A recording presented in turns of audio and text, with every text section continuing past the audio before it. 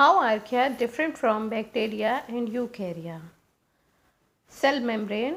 Archaea की cell membrane actually ether linkage के ज़रिए जुड़ी होती है, यानी जो लिपिड्स हैं वो ईथर लिंकेज उनमें मौजूद होती है, जबकि इसकी सेल वॉल में सोडोपेप्टाइडोग्लाइकेन मौजूद होता है। इसके मुकाबले में अगर हम बैक्टीरिया को देखें तो बैक्टीरिया के अंदर सेल मेम्ब्रेन के लिपिड्स ईस्टर लिंकेज के ज़रिए जुड़े होते हैं, जबकि उसकी सेल वॉल में पेप्टाइडोग्लाइकेन मौजूद होता है।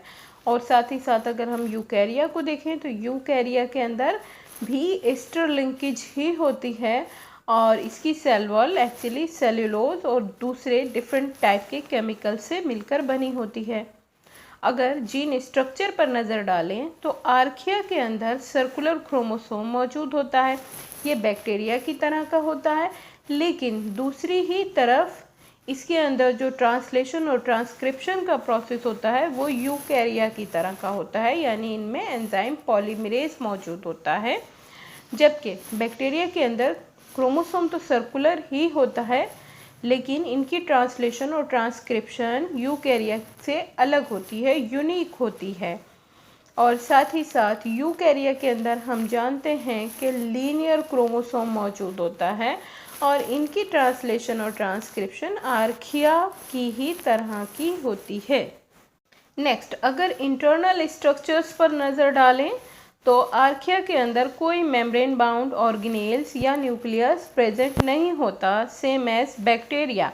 बैक्टीरिया में भी कोई मेम्ब्रेन बाउंड ऑर्गेनेल या न्यूक्लियस प्रेजेंट नहीं होता, जबकि दूसरी तरफ यूकैरिया के अंदर मेम्ब्रेन बाउंड ऑर्गेनेल्स भी मौजूद होते हैं, जैसा कि माइटोकॉन्ड्रिया, क्लोरोप्लास्ट, एंडोप्लाज्मिक रेटिक्यूलम और साथ ही साथ एक मेम्ब्रेन बाउंड न्यूक्लियस भी प्रेजेंट होता है।